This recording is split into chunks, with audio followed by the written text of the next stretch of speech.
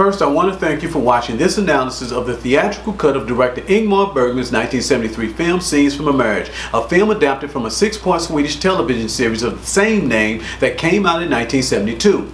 Both the film and the TV series were written and directed by Ingmar Bergman. If you like this video, I would appreciate it if you would leave a comment to let me know what you think about it, and I do respond to all my comments. I would also appreciate it if you subscribe to my channel, The Godfather of Cinema, and I would also appreciate it if you would hit the bell to be notified when I post new videos such as this one. In Scenes from a Marriage, a well-off middle-class couple played by Erland Josephson and Liv Ullmann is the subject of a magazine article on the perfect marriage. Marianne and Johan seem to have everything. They have good jobs, a nice home, 2 beautiful daughters, they get along well with family and friends, and they rarely disagree about anything. So it comes as a complete shock to Marianne when Johan comes home from work one day completely out of the blue to tell her that he is unhappy and has been so for years, and he is also leaving her for a younger woman named Paula. Abandoned, cold, and afraid, Marianne can only speculate as to what went wrong in a marriage that just the day before seemed picture perfect. These are some of the themes from the film that I will explore in this analysis.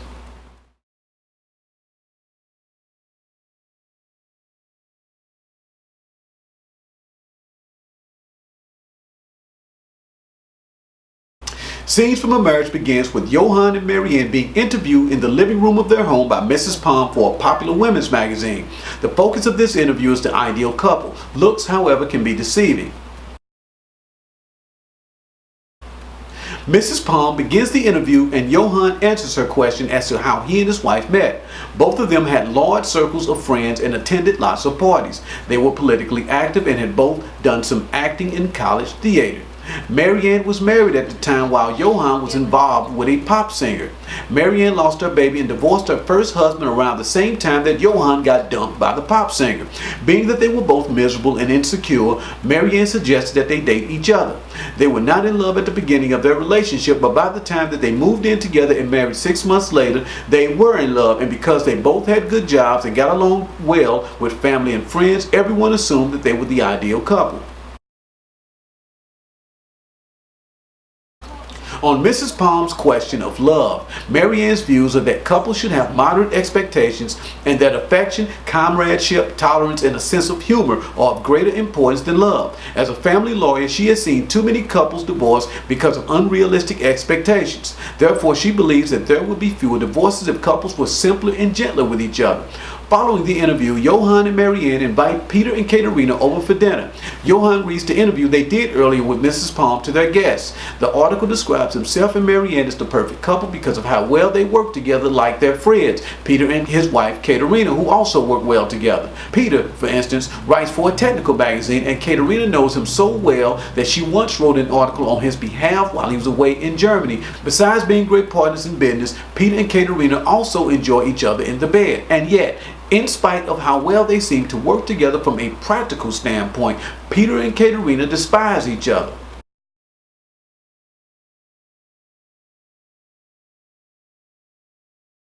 Peter and Katarina air out their dirty laundry in Marianne's and Johan's perfectly happy home.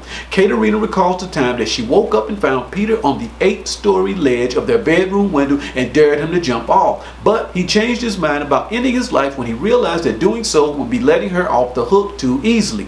He even quit smoking, which made him even crankier, just to piss her off even more. But for all the reasons that Peter and Katarina can give for getting a divorce, they can also list as many reasons for staying together. After all, they have to look after the business they built together in Italy. They even tried working together and living apart once, but it did not work because Peter is impotent with other women. And Katarina truly believes that Peter is the only man who fully understands her. Therefore, they are inseparable and, worst of all, hopeless.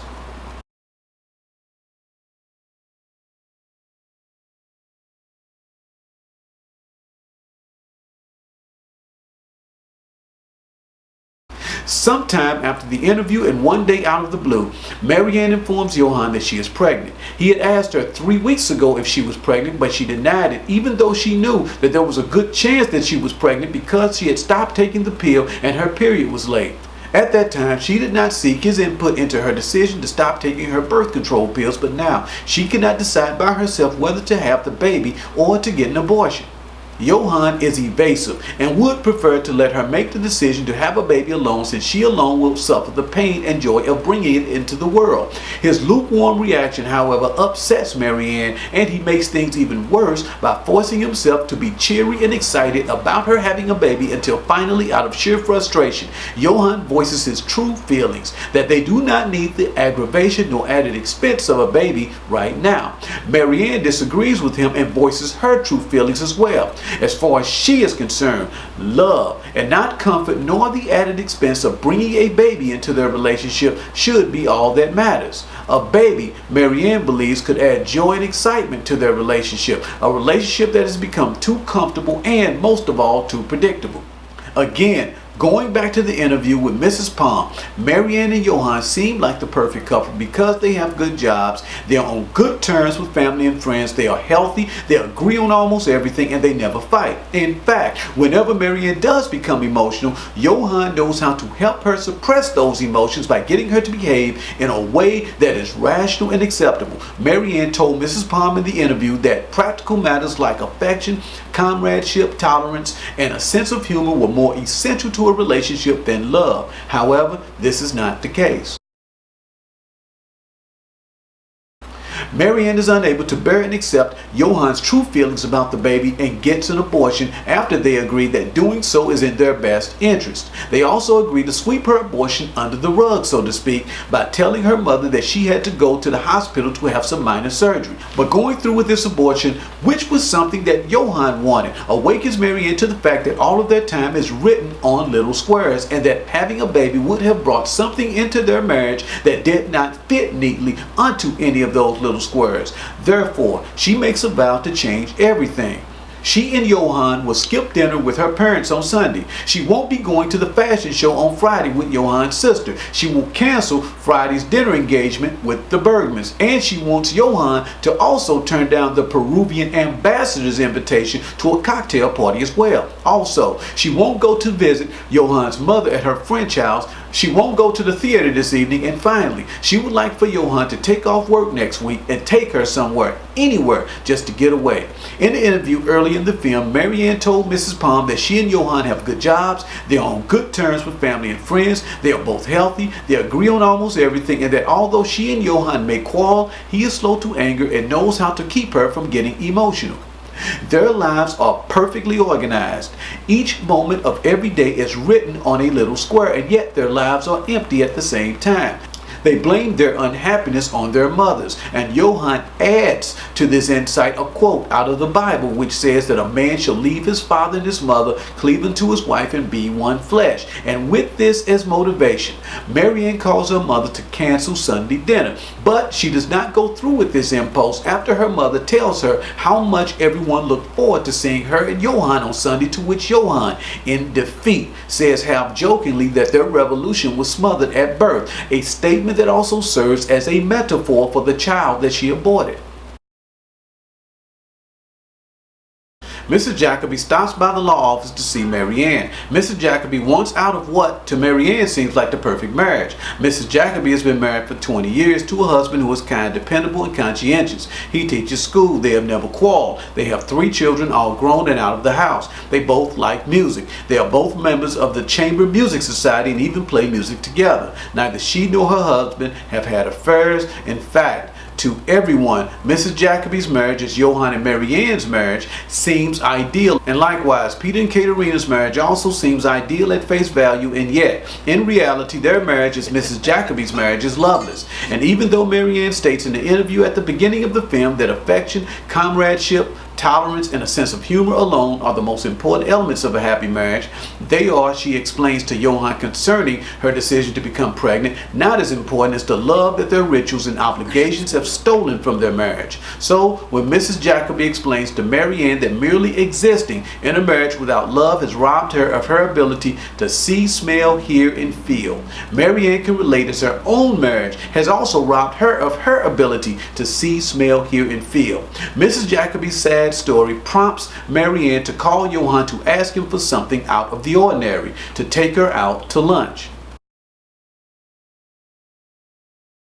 Later, Johan and Marianne recalled their college years when they were rebellious, and when Marianne was confident and believed that she could care for her kids, manage the household, and hold down the job without any help from a man. In addition to being rebellious back then, they also had faith in the future of humanity. For example, they both participated in the May Day parade while Marianne was active in political causes. But as fond as these memories are, the fondest memories for Johan are that they did not care about doing things that their parents did not want them to do. And also back then, Marianne wasn't the calm, even-tempered woman that she became after they got married. In fact, a lot has changed in the years since. A woman who once took great pride in her independence and her abilities to take care of her children, manage her home, and hold down a job without a man's help, Marianne has become so insecure of herself that she cannot and will not make the decision to have a baby without Johan's input. She had wanted the baby but aborted it after Johan told her in so many words that he did not want her to have their baby. And as a woman who once upon a time had no qualms about defying her parents' will, Marianne now feels obligated to do everything that her parents want her to do, such as visiting them for dinner every Sunday. And as a woman who was once passionate, outspoken, believed in humanity, and fought against social injustice, Marianne has now become secure and comfortable with the dull state of her marriage and life itself, because she tells Mrs. Palm she and Johan have good jobs, they are on good terms with family and friends, and they are both healthy. In fact, if she had her way, it would remain summer all the time and never change. But like Mrs. Jacobi, who also seems to have the perfect marriage, Johan and Marianne's security and comfort have deprived them of their humanity, their unique personalities, their spontaneity, and most of all, their love. In Sidney Lumet's 1976 film Network, news anchor Howard Beale becomes the prophet of the airwaves and the evangelist for truth by going on live television and telling the people that they are powerful, which happens to be exactly what the people want to hear. Later in the film, Howard Beale's message changes after he receives enlightenment from the chairman of the television station, who lays out the corporate cosmology of how the world really works. And afterwards, Beale goes back on television to tell people the truth, that they are not powerful, that the individual is finished, and that television is transforming all of them into humanoids. Overnight, Beale goes from being a hero for lying and telling the people what they wanted to hear to being a villain for telling those same people the truth, which happens to be exactly what the people do not want to hear. Consequently, he is killed by a revolutionary organization on live television. What this has to do with Scenes from a Marriage is summed up by a famous line from a 1992 film called A Few Good Men. You can't handle the truth! And likewise, neither Marianne nor Johan can handle the truth. For instance, Johan becomes upset when Marianne tells him that she does not enjoy having sex with him the way that she used to, and Marianne also becomes upset when Johan tells her that he is not interested in having another child with her. Because neither Johan nor Marianne can handle each other's truthful opinions and feelings, they resort to lies and deceitful appearances, which results in contradictions. In fact, Marianne contradicts herself often. For instance, at the beginning of the film, she insists that she is open to change and that she does not believe that people should feel coerced into being faithful, as she cannot say for certain that she will remain faithful to Johan forever. There is also the scene in which she explains to Johan that she would sometimes like to take the days as they come, eat when she is hungry, sleep when she is sleepy, and make love to him when she feels like it, and not simply because it is something that she as his wife is obligated to do. And yet, despite statements indicating that she wants change, she also makes statements suggesting that she is afraid of change. In the interview, for instance, she defines happiness as being content and things remaining the same forever. And like her, Johan also contradicts himself in telling Mrs. Palm directly and indirectly that he is afraid of change, in disclosing his fear of the future. The material creature comforts of his home, he says, such as his sofa, gives him the illusion of security. Being in close contact with with their families reminds him of the security he felt as a child. In fact, Johan is so fearful of change that he bristles at Marianne's idea for them to ride to work together instead of their separate cars, explaining to her that he does not like improvisations. And yet, as Mrs. Jacobi's predictable marriage has diminished her capacities to see, smell, hear, and feel, Johan's predictable marriage has diminished his capacities to see, smell, hear, and feel. Therefore, desperate for change, Johan abandons Marianne and their daughters to go live with his 23-year-old mistress, Paula. However, the Marianne he finds upon returning home 6 months later is a completely different woman. As I pointed out earlier, Marianne was passionate, outspoken, and rebellious in her college days. She participated in the May Day parade against her parents' wishes. She was active in political causes. Up with the sisters! Down with misogyny! And she was independent and confident in her abilities to raise her children, hold down the job, and take care of her home all by herself. However, everything changed when she married Johan and they supported each other through a period of depression after she lost her unborn child and divorced her first husband, and after he got dumped by his pop star girlfriend. At first, Johan and Marianne seemed to get along pretty well. They had good jobs and their families even got along. So they decided to get married, and soon after they became settled and comfortable with the life they were building until Marianne began to trade in her unique identity for Johan's identity.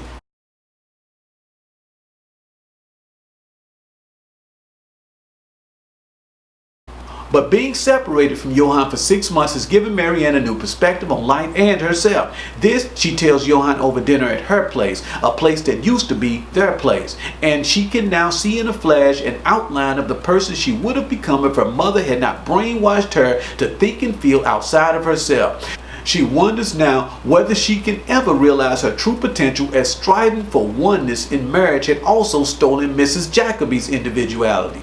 Marianne now sees that all of her actions and decisions came from what she thought other people wanted her to be. She and Johan made the mistake of not breaking away from their parents and creating their own lives. This evolution in her perspective came by way of something new and unexpected: Johan's affair.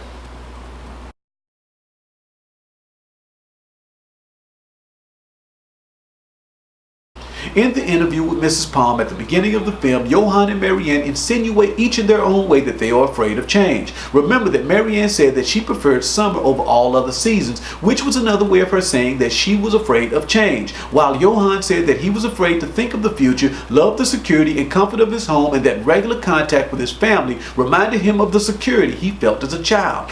Therefore, it is Johan's affair, as something novel and outside of their rituals, as her aborted child was intended to be, that shocks Marianne out of her comfort zone and puts her back in touch with her own feelings and unique outlook on life.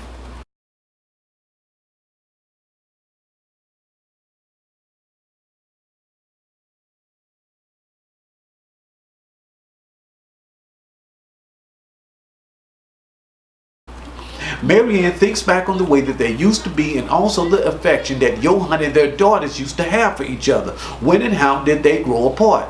Johan accepts the new relationship he has with his daughters. After all, there is no use in crying over spilt milk. Everything changes. Children eventually grow up. Relations are broken off. Love, affection, friendship, and solidarity all give out sooner or later.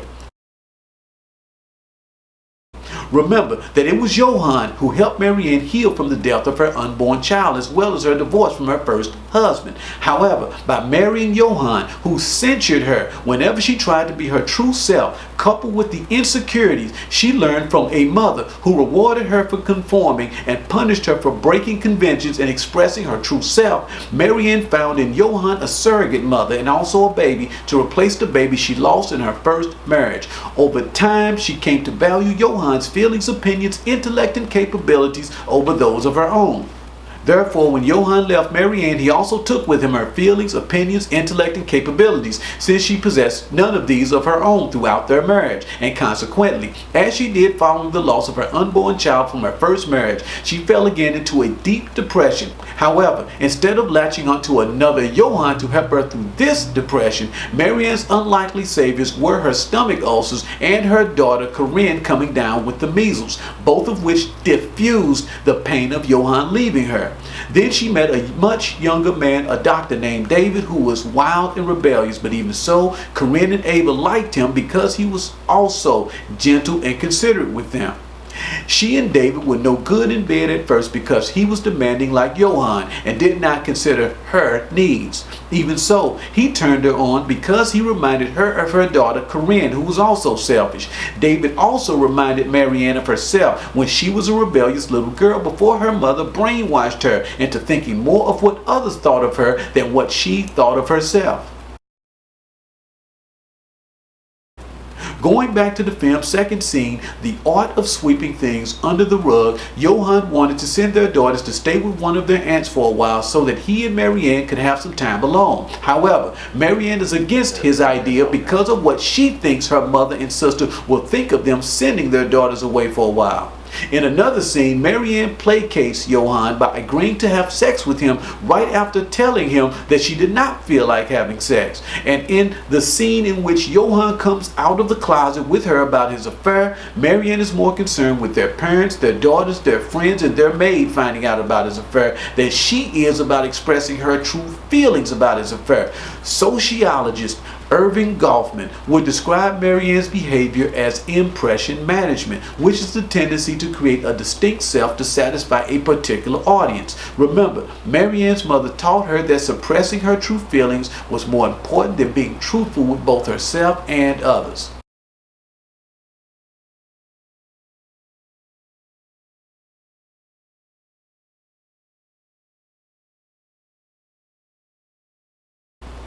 But now all of that has changed. Marianne has survived the shock of Johan's affair on her own without any emotional support.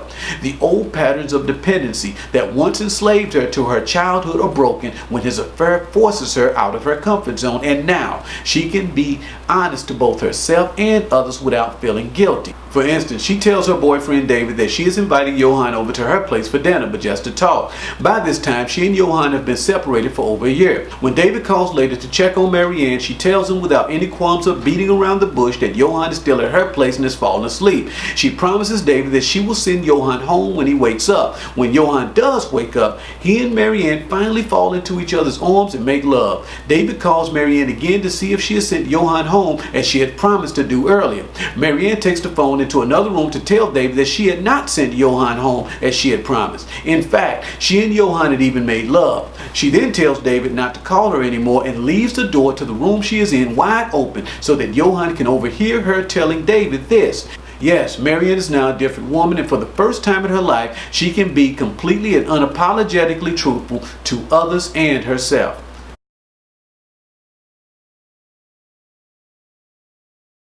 Johan also gets a taste of Marianne's newfound confidence when he invites her to his office to sign their divorce papers. She is going abroad and wants to get them signed and out of the way. Johan promised her that he will sign the divorce papers, but when she arrives at his office, he breaks down and tells her that he does not want the divorce because he is homesick and going downhill, he's scared and almost homeless, and he is bound to her and the security of his home, family, and predictable, stable life. Unfortunately, his problems have no noticeable effect on her gay spirits or her determination to divorce him. So to soften her up and buy a little more time, he offers her a glass of brandy and compliments her on how pretty she looks, still seeing no noticeable weakening in her resolve to divorce him immediately. Johan starts coughing and complaining about his sore throat, runny nose, and fever, which have kept him up all night, and he is depressed too. Nevertheless, his problems continue to have no noticeable effect on Marianne's resolve to divorce him. She was once bound to him and more concerned about his feelings and well-being than her own feelings and well-being when she aborted her baby for him and said nothing when they stopped making love after Corinne's birth. She even remained calm and rational the day that he told her that he was having an affair. That was the oldest, honest version of herself that Johan had grown spoiled with.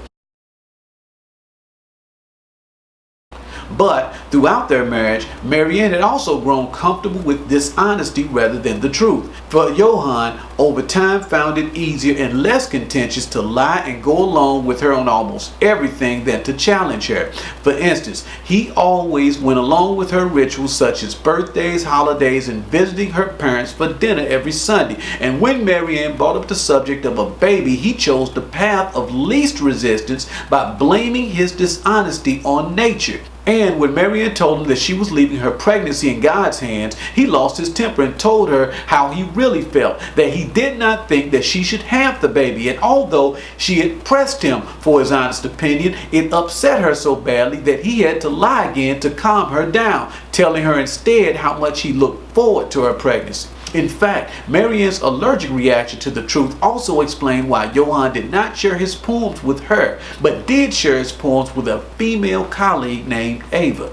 As Johan found life to be easier when he lied to Marianne, she also found life to be easier when she hid her true feelings from him, such as how she didn't say anything to Johan when they stopped making love after she gave birth to their second daughter, Corinne. At the time, they both considered this mutual loss of interest something natural, as she had given birth to Ava and Corinne in close succession. This, Marianne now knows and explains to Johan, was a warning that something was wrong in their marriage. And yet, instead of telling Johan how she felt at that time, Marianne chose to bury her true feelings by allowing Johan, with his background in psychology, to explain away her feelings. As a divorce lawyer who works with couples who stifle each other with unreasonable demands, Marianne told Mrs. Palm that she did not believe that people should pressure each other to be what they did not wish to be. So it is ironic that she herself pressured Johan into acting, behaving, and even dressing in ways that he did not want to, such as making him feel obligated to visit her parents for dinner every Sunday, and how she expected him to wear a tuxedo that he did not want to wear.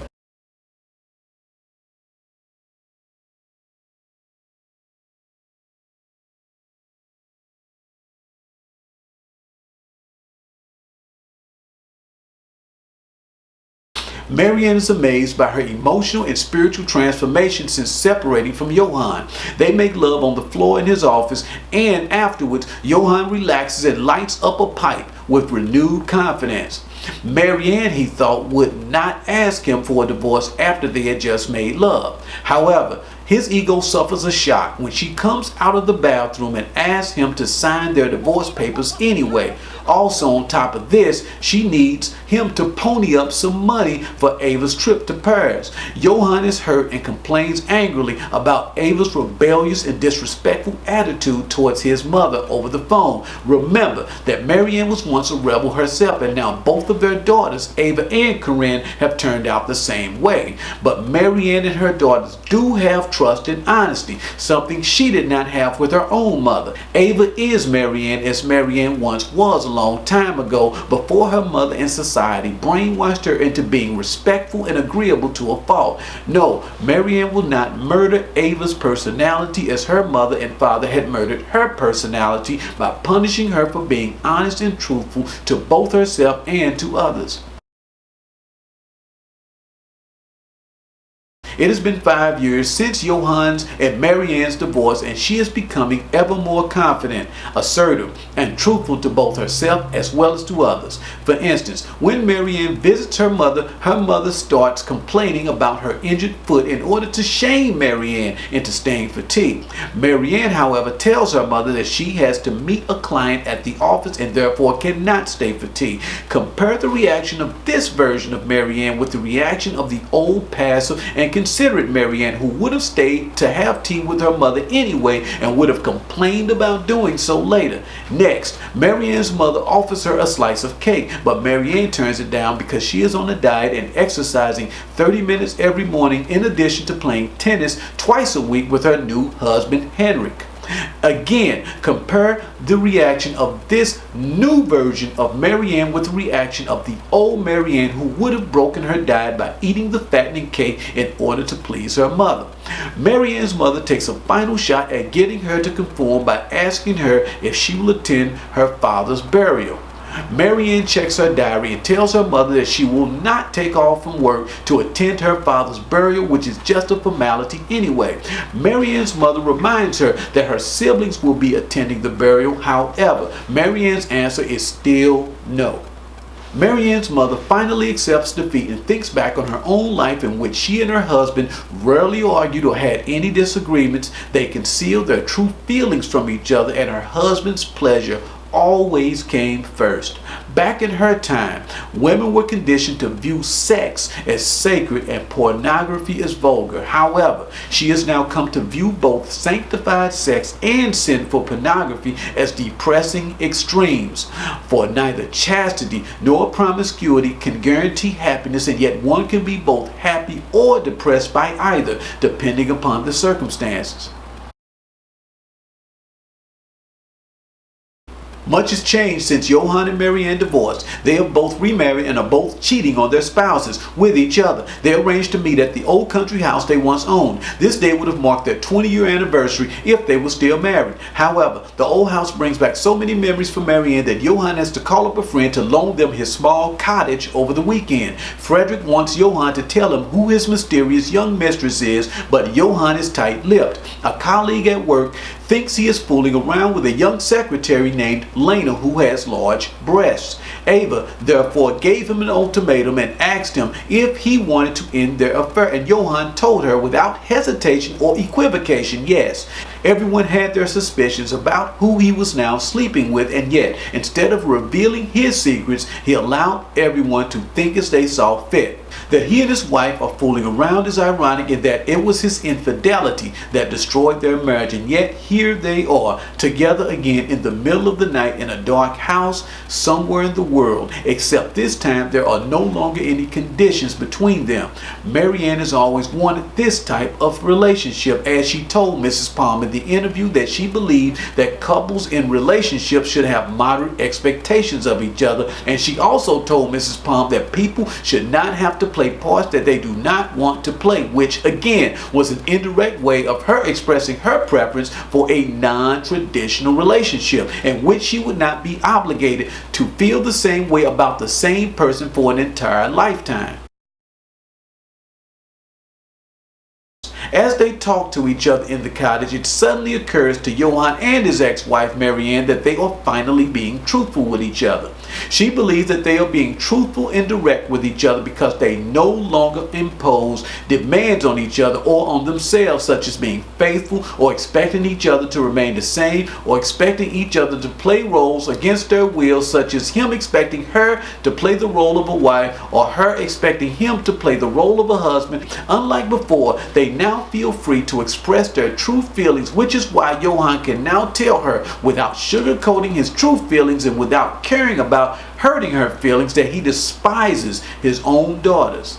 Yes, Marianne credits their ability to be truthful and direct with each other to the fact that they no longer make demands on each other, but Johan disagrees. The reason that they can be truthful with each other, he believes, is that there are no longer any secrets between them, unlike before when he needed cigarettes to help him contain his true feelings, like the fact that she no longer turned him on after she gave birth to their second daughter.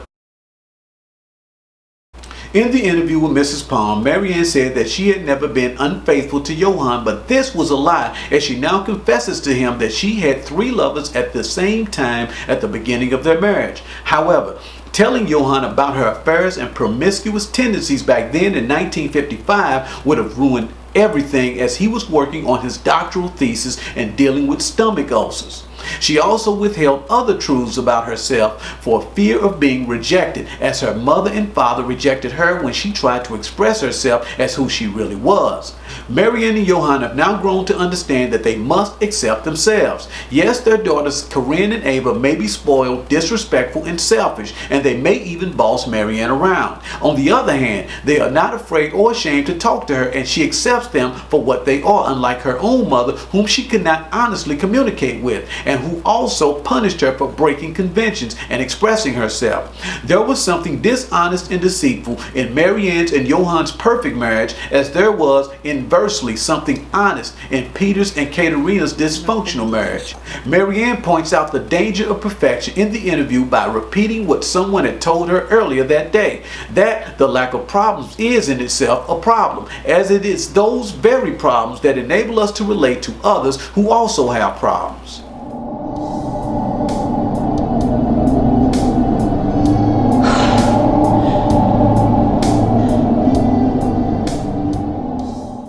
In the cottage in front of a warm fire in the middle of the night in a dark house, somewhere in the world, Marianne and Johan continue to reflect on their life experiences. To Marianne, time and wisdom have made Johan smaller, more handsome, more gentle, and more kind since their divorce.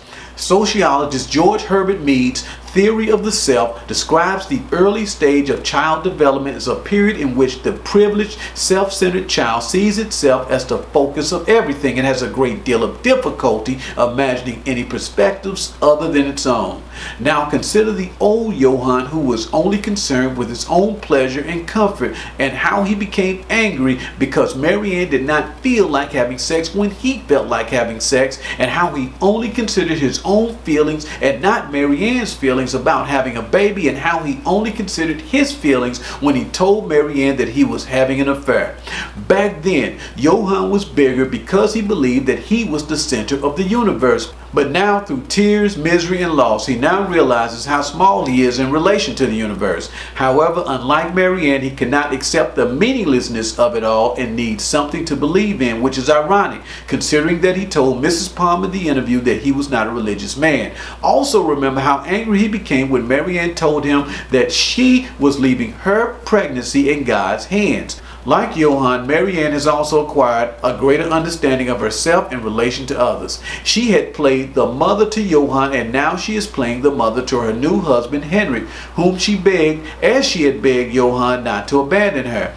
Also, like Johan, Henrik makes demands on her. However, unlike her former marriage to Johan, whom she came to depend on for everything, Marianne can coexist with Henrik without losing touch with her own uniqueness, because she now knows this truth, that no matter who she chooses to share her existence with, they will never truly exist inside of her body and soul. She and no one else will ever fully know her to the core, no matter how long or how closely they live together. She once attributed Peter's and Katerina's dysfunctional relationship to the fact that they spoke different languages and needed a third language that they could both understand.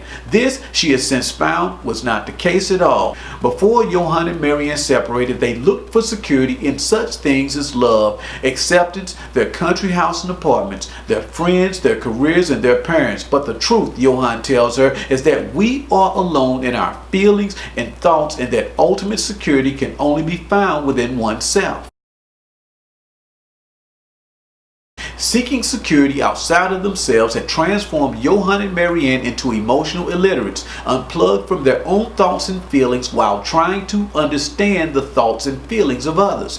For as the Bible says in Genesis 2 and verse 25, Adam and his wife were both naked and they felt no shame. Later, however, Adam and Eve become aware of themselves and ashamed of their nakedness, as explained by Adam in Genesis 3 and verse 10, when he responds to God's call by saying, I heard the sound of you in the garden, and I was afraid because I was naked and I hid myself. Remember, both Johan and Marianne, as Adam and Eve, were initially free and gave no forethought on expressing themselves. Johan recalls a childhood in which he used to help out in his old uncle and Aunt Emma's little bookstore. He had wanted such a bookstore for himself once, and Marianne once dreamed of fighting for social change and defending the oppressed before her father steered her into a law career. In the beginning, Johan and Marianne were not ashamed of themselves until their parents and the world made them ashamed of their true selves and taught them to conform and hide themselves, like their common ancestors, underneath layers and layers of lies, false smiles, and consideration for others.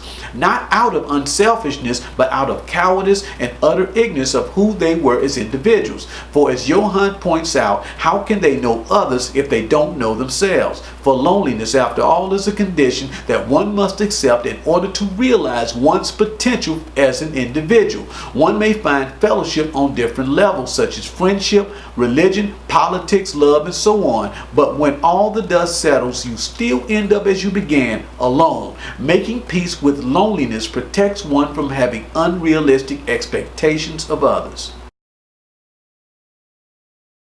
Absolute loneliness is something Marianne resisted when she sought out Johan's opinion as to whether she should have a baby, and also why at the same time she resisted his honest opinion that she alone should make the decision about having the baby, since it was she alone who would experience the pain and joy of having it. And because she strove for outward security or his approval and acceptance, to feel secure in herself and her decision to have the baby, her decision to abort her child was also her decision to abort her own personality as well. She could never share the experience of having a baby with Johan, no more than she could share the way she experienced life itself with him. At the beginning of the film, Marianne explained to Mrs. Palm that the couples that came to her seeking divorce wanted too much from each other by expecting each other to remain the same way forever and not change. Johan once told her that marriages should be short-term and not long-term. He also told her that he despises his own daughters and thinks that they are boring. In fact, they feel the same way about him as well. But things were different when they were little, when he spoiled them so badly that the nanny quit, and when he played with them and read them fairy tales. So what happened? Johan tells Marianne, his ex-wife, that life happened. Children don't stay young forever. They eventually grow up and old relations are broken off. Love, affection, loyalty, friendship, eventually everything gives out. This is nothing unusual in the grand scheme of life. It is what it is. Marianne now understands what Johan meant when he told her that security is only found within oneself. She now also understands the greater meaning of what he meant by telling her that every domicile is temporary. Throughout the beginning of Scenes from a Marriage, we see Marianne in a submissive capacity to Johan, such as letting him decide whether she should have her baby and having sex with him whether she feels like it or not. In Marianne, we get to see the passive aggressiveness of what Ingmar Bergman describes as the suppressed discontentment of the feminist movement, an example of which is her belief that people should not be forced into particular roles, such as how she is expected to behave as a wife, how she is expected to behave as a daughter, and how she is expected to feel and think as a wife, a daughter, and a mother. The suppressed discontentment of feminism, as described by Bergman, is also expressed by Katerina towards her husband Peter at the beginning of the film. In addition to challenging the traditional idea of the married woman, Scenes from a Marriage also challenges traditional norms as they pertain to love, sex, and marital fidelity. Additionally, Scenes from a Marriage also seems to condemn the traditional concept of marriage in its depictions of married couples in the film as demanding, frustrated, bored, and emotionally insecure, while depicting Marianne and Johan after divorcing as undemanding, emotionally secure, and happy. Throughout the film, feminism is used to explore two universal states of being, that of individualism and that of man's fear of being existentially alone. At the beginning of the film, Marianne, as Johan's wife, is insecure with and unsure of herself, her feelings, and her opinions. After Johan leaves her to be with his mistress, Marianne, who had spent 10 years learning to be at one with Johan, reconnects with herself and regains a measure of independence over her feelings. And by the third stage of her emotional and intellectual character arc, she finally realizes that she has always been an individual, and that the only thing that kept her from realizing her individuality, such as her desire to have another child, was the fear of being existentially alone. A fear that explains why Katerina and Peter won't divorce despite the fact that they hate each other. I consider Scenes from a Marriage to be the best of Bergman's color films about relationships, existentialism, and the human soul. As almost all of Bergman's later films, the plot of Scenes from a Marriage is equally expressed by its well-written dialogue as well as the pregnant silences between Erland Josephson and Liv Ullmann, who reportedly did not rehearse any of their scenes. The film's documentary look and feel comes from the fact that Bergman wrote much of it from his own experiences, including his relationship with Ullman, who at the time he shot the film was becoming involved with the feminist movement and had no difficulty bonding with her character. Additionally, Bergman was inspired by his upbringing, in which he got a chance to witness firsthand the dysfunctional relationship of his parents, also lending itself to the film's realistic aesthetic as longtime Bergman collaborator Sven Nykvist's decision to use small sets to amplify the emotional performances of the actors' faces, which was shot almost entirely in close-up. They did not get as much time on screen as Liv Ullmann or Erland Josephson, but Jan Malmsjö and Bibi Andersson as Peter and Katarina provide key performances as the prototypical pre-feminist marriage based on material comfort and physical compatibility. On the other hand, Mrs. Jacobi's character, played by Barbro Hjort af Ornaz, is the embodiment of a woman making a jailbreak from roles expected of wives and mothers prior to the feminist movement. Through Peter and his wife Katarina, and also through Mrs. Jacobi, Johan and Marianne confront two possible outcomes should they stay married. On the one hand, they may end up hating each other like Peter and Katarina, or on the other hand, Marianne may end up like Mrs. Jacobi if she chose to remain in a loveless marriage that stifles her individuality. There are two versions of Scenes from a Marriage, and both are lengthy. There is the TV version at almost 5 hours, which aired in 1973, and then there is the theatrical version at just under 3 hours, which aired in 1974. I can only speak for the theatrical version by saying that there are many films that are half the running time of Scenes from a Marriage that feel twice as long. Giving 3 hours of your life to a film is compounded by the fact that nearly 100% of this film is shot indoors, in which every scene consists almost entirely of dialogue. But what dialogue? There are few films that go by as quickly and command your attention as completely like Scenes from a Marriage, a movie that cost only $150,000 to make, stripped down to the very essence of what makes a great film. Acting, direction, cinematography, and that's it, without the help or the distraction of a soundtrack. This is a film that definitely rewards upon repeat viewings, as you will discover something new each time you see it. Hard to pick my favorite Ingmar Bergman film, but if I had to choose between Scenes from a Marriage and his 1982 film Fanny and Alexander, another epic at 4 hours, I would have to go with Scenes from a Marriage on the strength that a lot of what it depicts resonates with my own personal experiences. Bergman reminds me of Stanley Kubrick and how his films reflected cultural trends as feminism and sexual liberation peaked in Europe and America in the 70s, aided by the fact that Scenes from a Marriage piggybacked off of the 60s, the decade in which nearly all norms and values were being challenged. As Kubrick seemed at the peak of his powers with his 1968 film 2001: A Space Odyssey, so was Bergman at the peak of his powers with Scenes from a Marriage, starring Erland Josephson, Liv Ullmann, Jan Malmsjö, and Bibi Andersson, with cinematography by longtime collaborator Sven Nykvist. Thanks for watching this video breakdown of director Ingmar Bergman's 1973 drama Scenes from a Marriage, starring Erland Josephson and Liv Ullmann. If you like this video, I would appreciate it if you would hit the bell.